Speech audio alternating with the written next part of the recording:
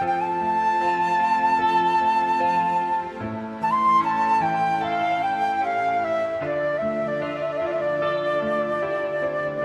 ល់បងត្រជាក់តាមព្រំដែនចិត្តខ្ញុំអួរណែននិយាយមិនចាញ់ចិត្តខ្ញុំអួរណែននិយាយមិនចាញ់នៅប្រាសាទតាក្របីមិនស្ងាត់ព្រោះមានចោលថៃចិត្តខ្ញុំអាល័យថៃលួចដីខ្មែរភ្នំ350ភ្នំឈរមើលពីចំងាយចិត្តខ្ញុំសោកស្ដាយមិនដឹងត្រូវធ្វើយ៉ាងណា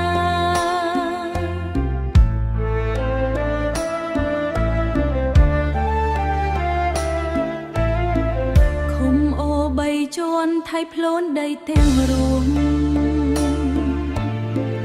រឿងបានកន្លងហួរតែចិត្តនៅឈឺចាប់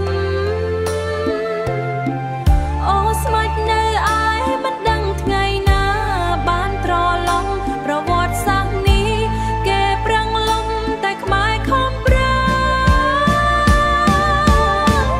ដីអើយដីខ្ញុំអើយហេតុអ្វីត្រូវយកស្ងៀមស្ងៀមបែបនេះ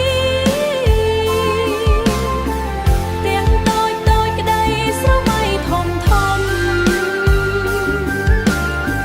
សូមឲ្យនៅដដែលកុំបាត់បង់ទៅណា